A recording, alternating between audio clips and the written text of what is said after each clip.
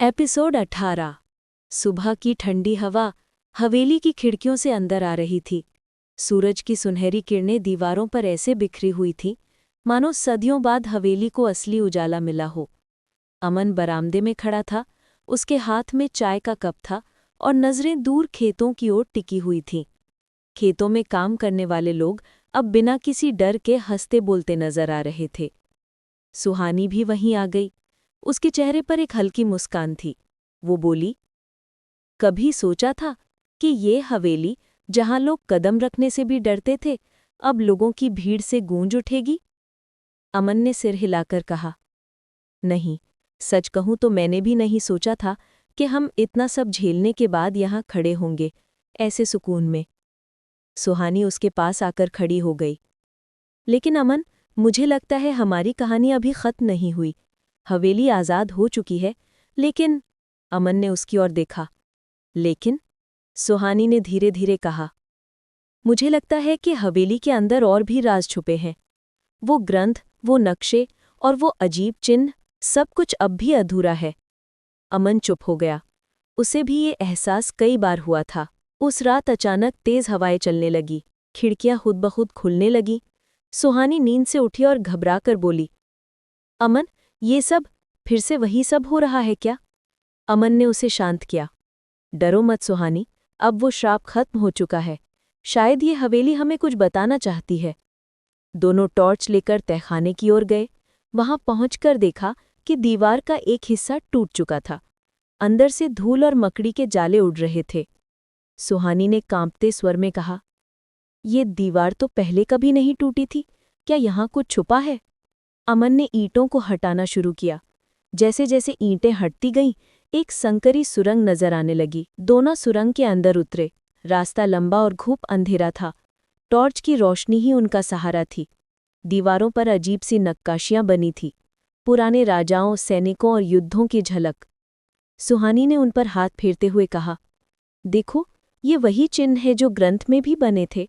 लगता है ये हवेली सिर्फ एक घर नहीं थी, बल्कि किसी गुप्त समाज का अड्डा थी। अमन की भौएं सुकड़ गईं।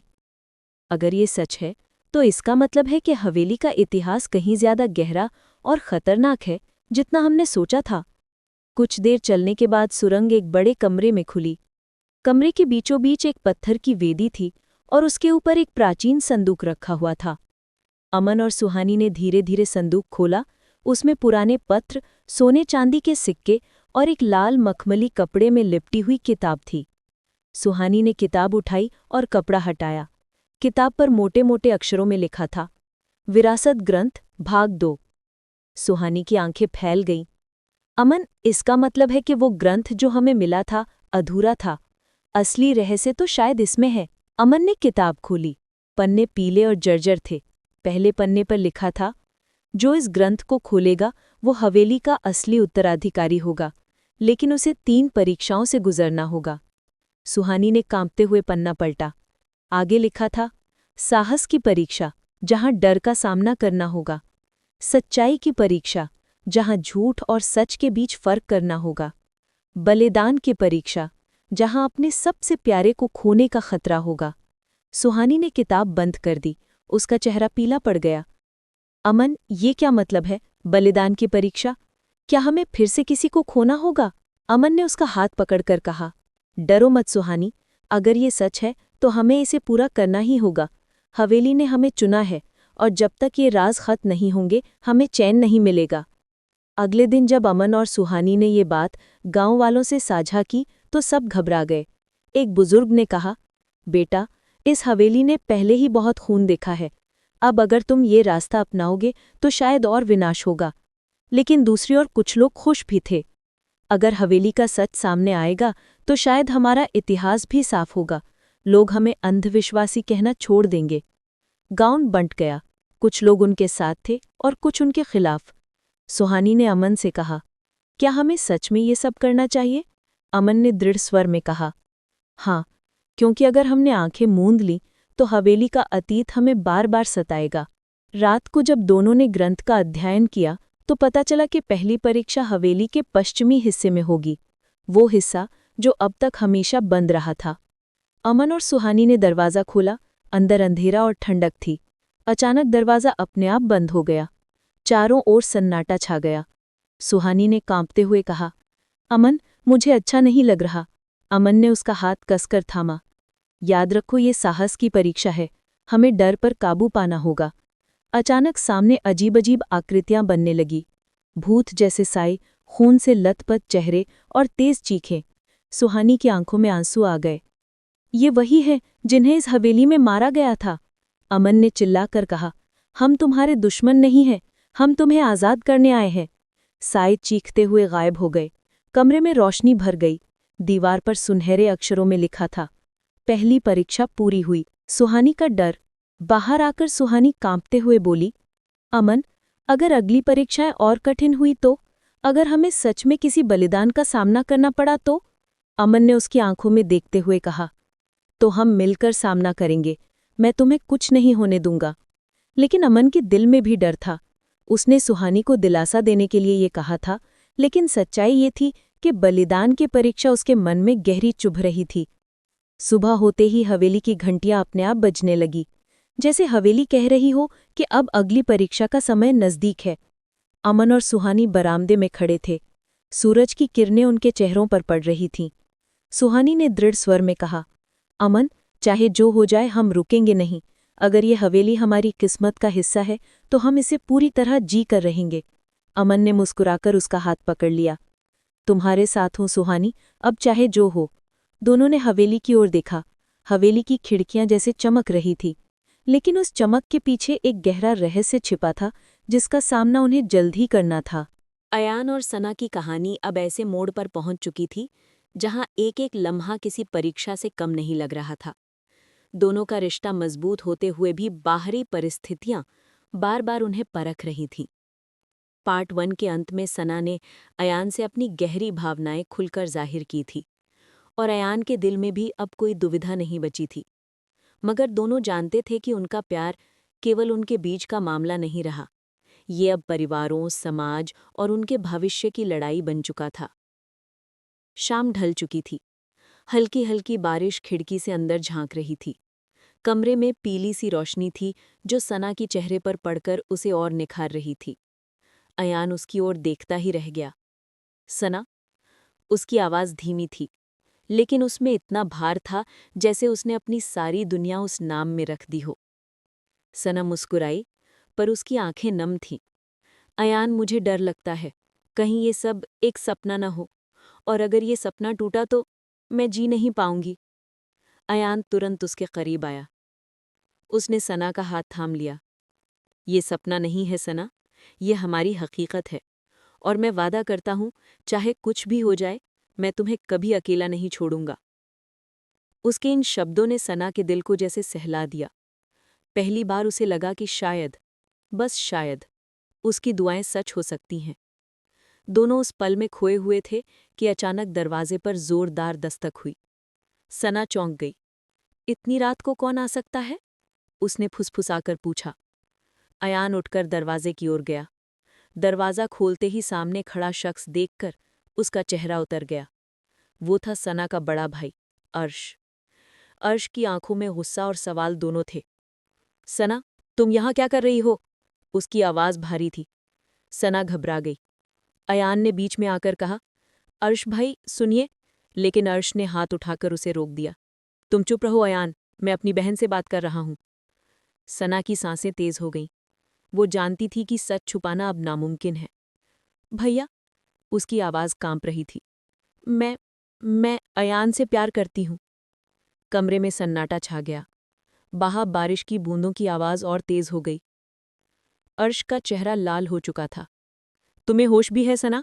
ये वही अयान है जिसे अब्बा कभी मंजूर नहीं करेंगे। तुम्हें पता भी है हमारी इज्जत का क्या होगा अगर ये बात बाहर निकली?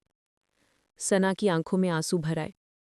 भैया, प्यार इज्जत छीनता नहीं, बल्कि और भी ऊंचा करता है, और अयान बुरा इंसान नहीं है। आप उसे एक मौका देकर देखिए। अर्श ने हंसकर कटाक्ष किया। मौका? सना, ये फिल्मी बातें मत करो। हकीकत बहुत अलग होती है, और हमारी दुनिया में ऐसी मोहब्बतें सिर्फ बर्बादी लाती हैं।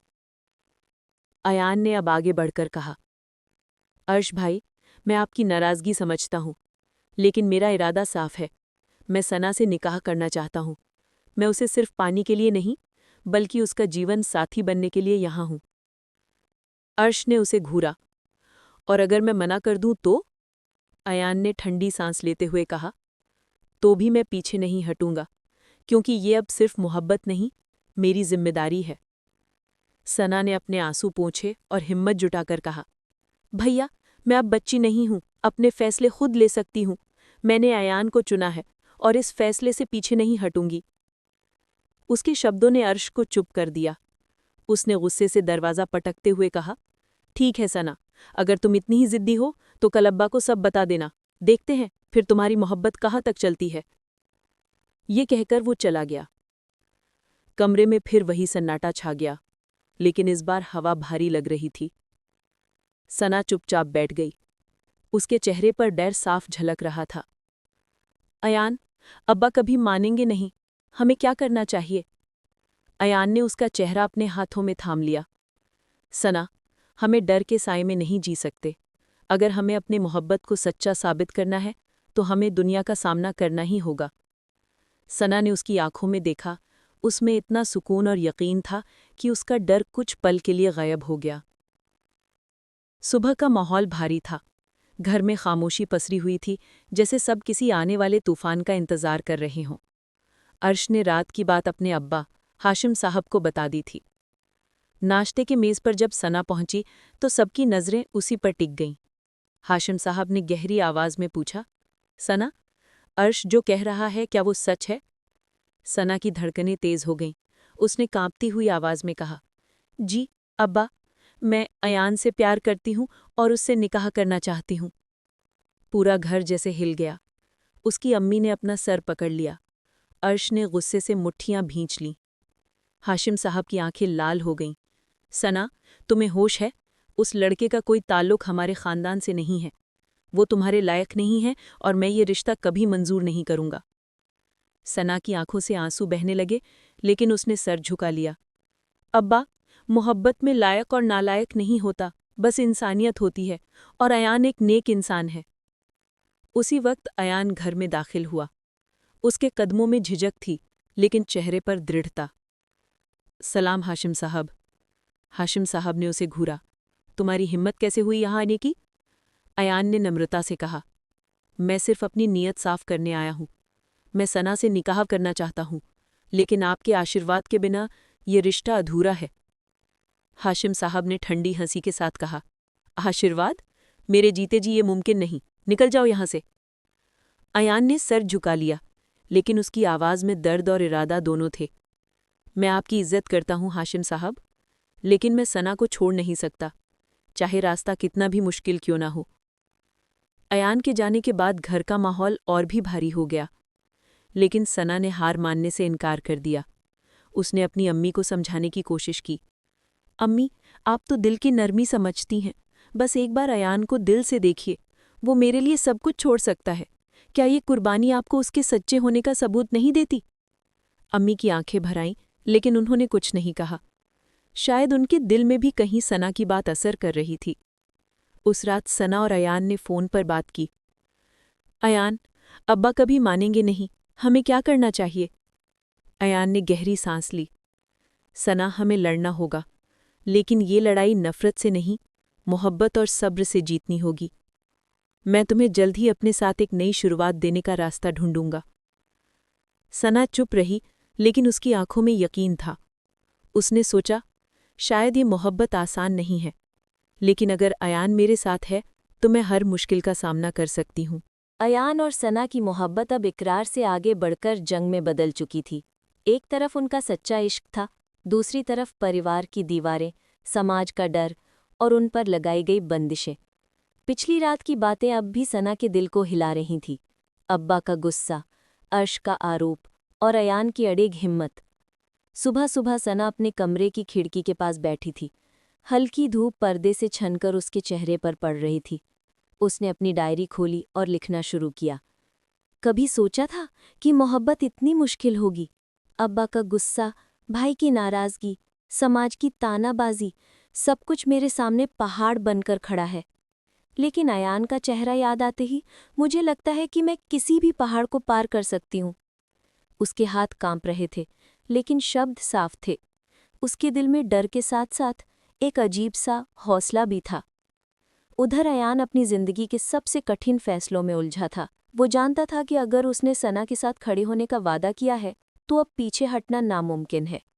सुबह वो अपने पुराने दोस्त इमरान से मिला। इमरान ने पूछा, यार, तू इस लड़ाई में कूद क्यों रहा है? तू चाहे तो आसानी से सब छोड़कर चैन से जी सकता है। अयान मुस्कुराया, लेकिन उसकी आंखों में थकान झलक रही थी। इमरान, मोहब्बत छोड़ देने का नाम नहीं है। अगर सना मेरे साथ नहीं रही तो मैं चैन से जी ही नहीं पाऊंगा। ये सिर्फ उसका साथ पाने की बात नहीं, ये मेरे वजूद की लड़ाई है। इमरान ने उसकी पीठ थपथपाई। ठीक है दोस्त, अगर तू इतनी सच्चाई से लड़ रहा है तो अल्लाह भी तेरे साथ होगा।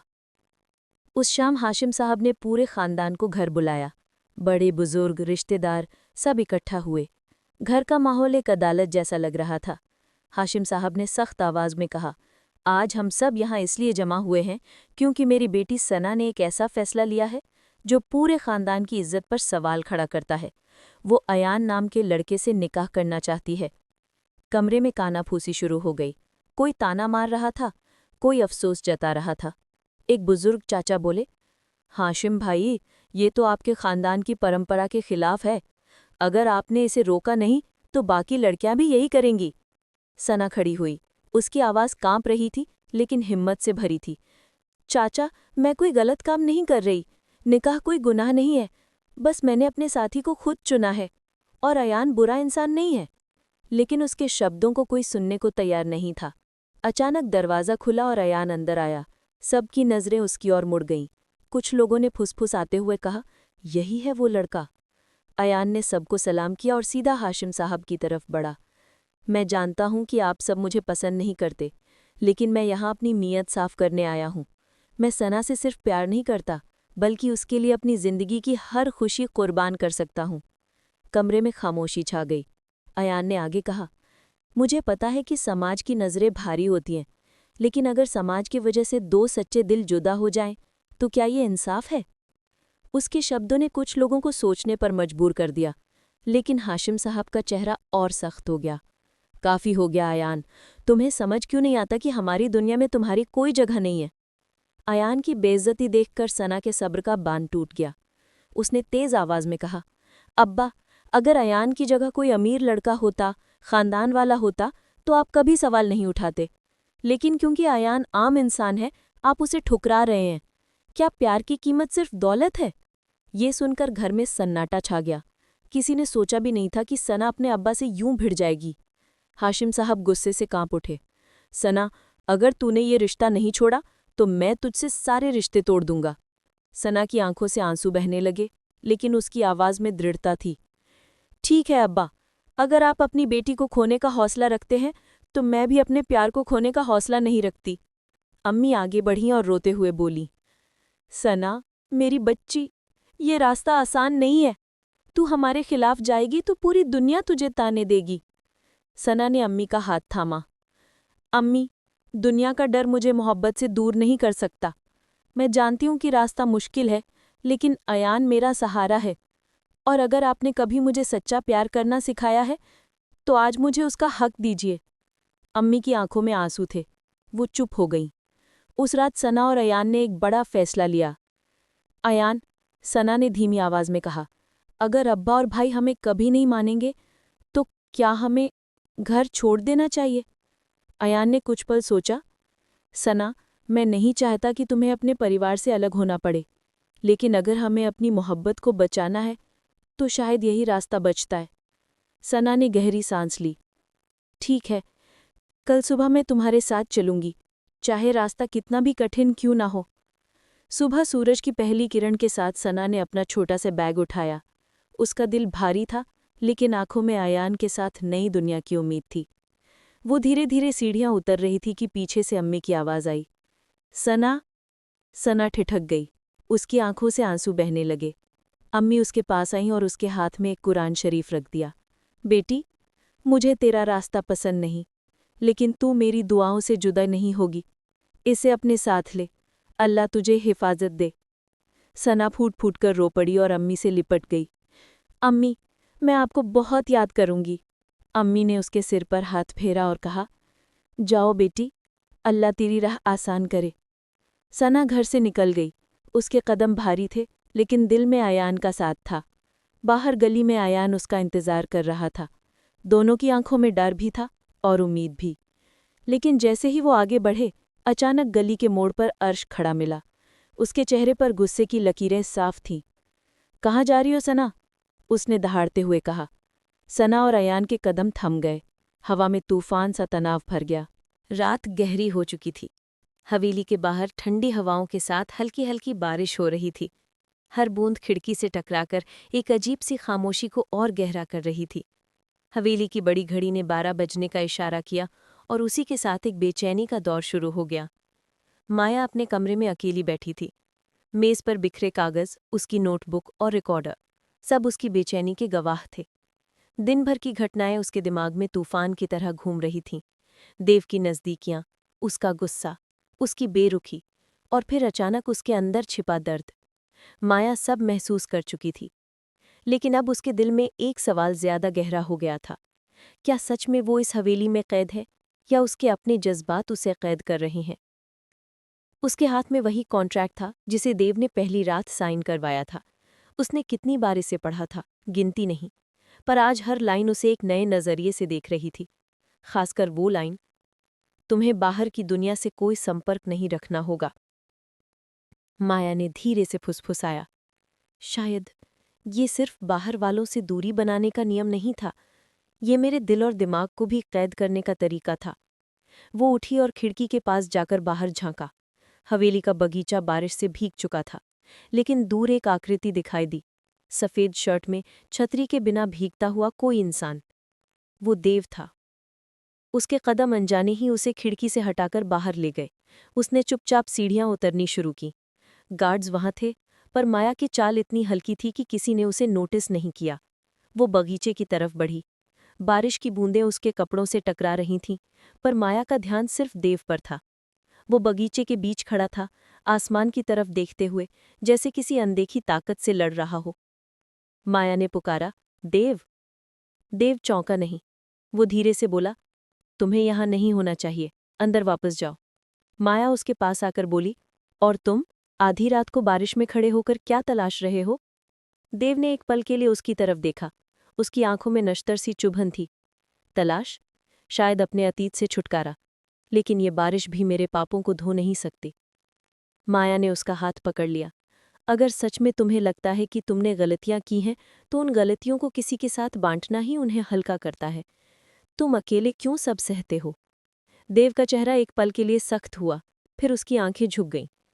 क्योंकि अगर मैंने अपना सच बता दिया, तो तुम मुझसे नफरत करोगी, और मैं ये सहन नहीं कर सकता।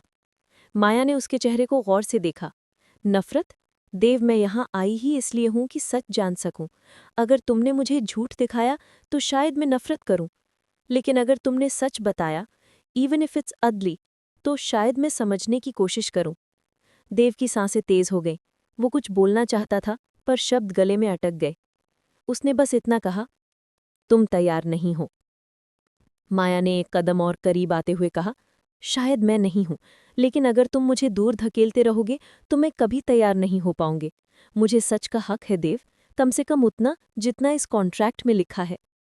बारिश अब और तेज हो चुकी थी। देव ने धीरे से उसका हाथ छोड़ा और पीछे हट गया। ठीक है, कल सुबह मैं तुम्हें वो दिखाऊंगा जो अब तक किसी को नहीं दिखाया गया। लेकिन याद रखना माया, उसके बाद लौटने का कोई रास्ता नहीं होगा। माया ने उसकी आंखों में झांका। लौटने का रास्ता मेरे लिए पहले ही बंद हो चुका है। अगली सुबह माया बैरली सोई थी। उसकी आंखें लाल थीं, पर उनमें जिज्ञासा और डर दोनों मौजूद थे। देव ने उसे हवेली के पिछले हिस्से में आने को कहा। वो हिस्सा माया ने कभी नहीं देखा था। वो लंबा गलियारा पार करके एक भारी सी लकड़ी के दरवाजे तक पहुंची। देव पहले से वहां मौजूद था। उसके हाथ में एक पुरानी चाबी थी। उसने बिना कुछ कहे ताला खोला। दरवाज़ा चर चर की आवाज़ के साथ खुला। अंदर अंधेरा था। हवा में नमी और पुराने कागजों की गंध थी। माया ने देखा दीवारों पर बड़ी बड़ी अलमारियां थीं, जिनमें फाइलें, फोटोज और अखबारों की कटिंग्स भरी थीं। कमरे के बीचों बीच एक पुराना तिजोरी सा बॉक्स रखा था। देव ने धीमी आवाज में कहा, ये मेरा सच है, मेरी जिंदगी की वो बातें जिनसे मैंने हमेशा सबको दूर रखा। मीडिया, बिजनेस पार्टनर्स, यहां तक कि अपने परिवार को भी। माया ने चारों ओर देखा। उसकी नज़र एक फोटो पर टिक गई। देव अपने पिता के साथ खड़ा था, लेकिन फोटो आधी फटी हुई थी। उसने सवाल किया, ये सब क्यों छुपा रखा? देव ने गहरी सांस ली, क्योंकि ये सिर्फ मेरी कहानी नहीं है। इसमें खून है, धोखा है और एक ऐसा राज जो बाहर आया तो कई जिंदगियां तबाह हो जाएंगी। माया की जिज्ञासा और बढ़ गई। देव, अगर ये इतना बड़ा सच है तो तुमने मुझे यहाँ क्यों लाया?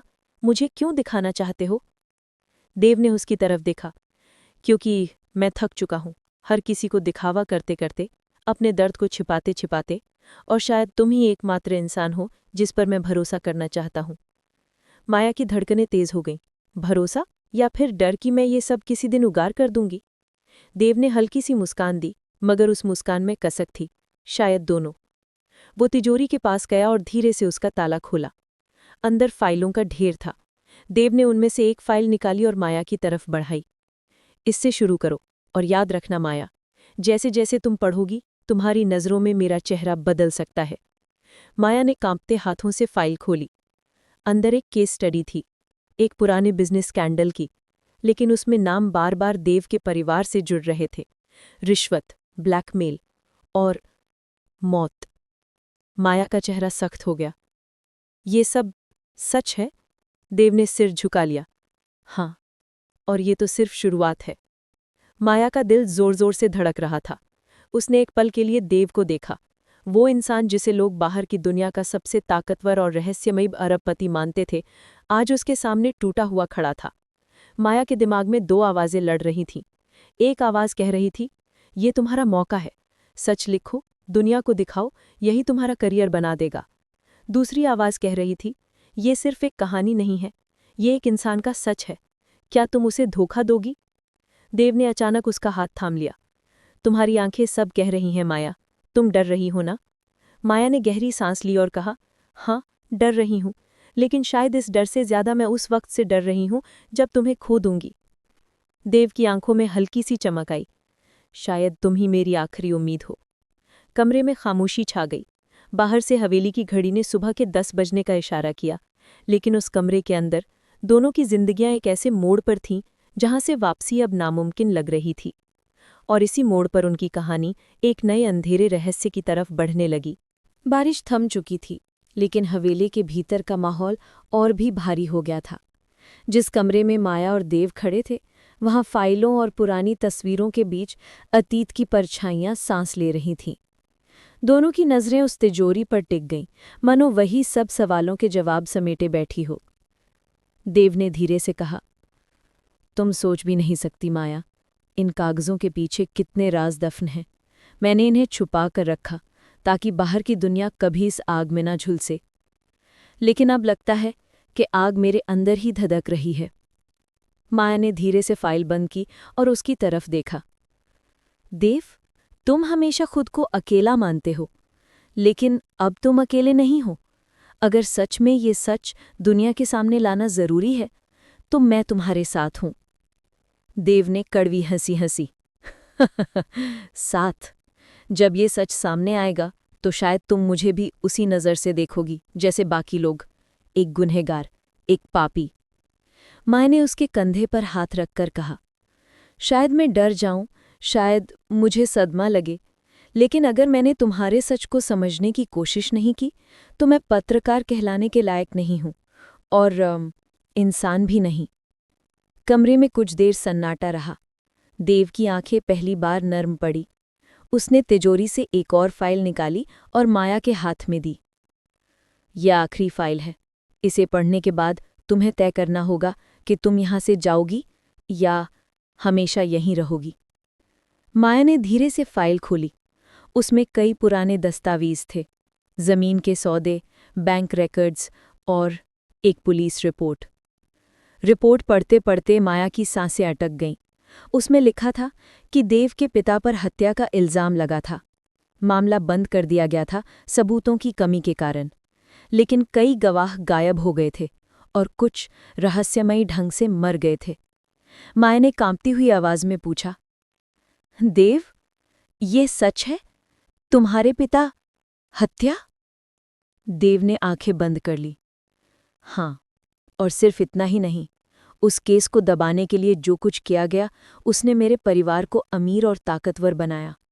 मेरी आज की दौलत उसी खून की नींव पर टिकी है, और इसीलिए मैंने कभी अपने बारे में कुछ लिखने नहीं दिया, कोई इंटरव्यू नहीं दिया।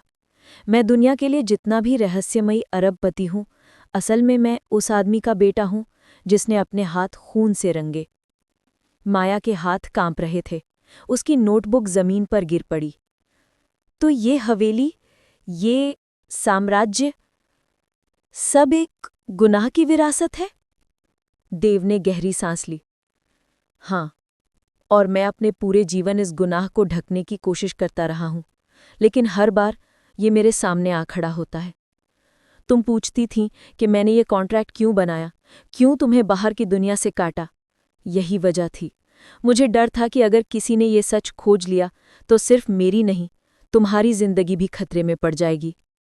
माया के दिल में तूफान उठ चुका था। एक तरफ उसका पत्रकार वाला मन चीख रहा था, ये सबसे बड़ा स्कूप है, दुनिया को हिला देने वाला सच। दूसरी तरफ उसका दिल कह रहा था, ये सिर्फ एक खबर नहीं है, ये उस आदमी की सच्चाई है जिस पर तुम भरोसा करने लगी हो। देव ने उसकी आंखों में झांकते हुए कहा, अब बताओ माया, तुम ये सब लिखोगी, ये दुनिया को बताओगी, या फिर मेरे साथ इस बोझ को उठाओगी? माया की आंखें भर आईं। देव, मैं पत्रकार हूं और मेरा काम सच दिखाना है, लेकिन मैं इंसान भी हूं, और इंसान होने के नाते मैं जानती हूं कि हर सच दुनिया को बताना जरूरी नहीं होता। कुछ सच सिर्फ दो लोगों के बीच रह जाने चाहिए। देव चुप रहा। उसकी आंखों में पहली बार उम्मीद की झलक थी। उसने माया का हाथ थामकर कहा, माया, तुम जानती हो, तुम पहली इंसान हो जिसने मेरे सच को सुनकर मुझसे नफरत नहीं की। मैं हमेशा सोचता था कि अगर किसी को ये पता चला तो वो मुझे छोड़कर चला जाएगा, लेकिन तुम। माया ने हल्की मुस्कान के साथ कहा, मैं तुम्हें छोड़कर नहीं जा सकती, क्योंकि जितना बड़ा ये सच है उतना ही बड़ा तुम्हारा अकेलापन भी, और मैं तुम्हें उस अकेलेपन में डूबने नहीं दूंगी। देव ने एक गहरी सांस ली, जैसे वर्षों बाद उसके दिल से कोई बोझ हल्का हुआ हो। उसने फाइलें वापस तिजोरी में रखी और ताला बंद कर दिया। आज से ये तिजोरी सिर्फ मेरी नहीं रही माया, अब ये तुम्हारी भी है, और ये राज हमारा है। कमरे से बाहर निकलते वक्त माया के कदम भारी थे, लेकिन उसके दिल में एक अजीब सी दृढ़ता थी। वो जानती थी कि उसकी जिंदगी अब पहले जैसी नहीं रहेगी। देव का सच अब उसके अंदर समा चुका था, और वो सच किसी बम की तरह था जो कभी भी फट सकता था। देव ने दरवाज़ा बंद किया और उसकी तरफ देखते हुए कहा, माया, अब तुम्हें समझ आ गया होगा कि यहाँ रहना आसान नहीं है। इस हवेली की दीवारें सिर्फ ईंट पत्थर की नहीं हैं, इनमें खून और राज गूंजे हैं। अगर तुम चाहो तो अभी भी जा सकती हो। माया ने उसकी आंखों में देखा और कहा, नहीं, मैं यहाँ से नहीं जाऊंगी, क्योंकि अब ये कहानी सिर्फ तुम्हारी नहीं रही देव, ये मेरी भी है। देव ने धीरे से सिर झुकाया, जैसे उसने अपने अंदर एक नई ताकत महसूस की हो। उस रात माया अपने कमरे में बैठी थी। उसकी नोटबुक खुली हुई थी, पर उसने कुछ नहीं लिखा। उसने खिड़की से बाहर झांका। हवेली का बगीचा अब भीगी मिट्टी की खुशबू से महक रहा था। उसने खुद से कहा, शायद ये मेरी जिंदगी का सबसे बड़ा राज है, और शायद ये मेरी सबसे बड़ी कहानी भी। लेकिन ये कहानी दुनिया को बताने के लिए नहीं है, ये कहानी जीने के लिए है।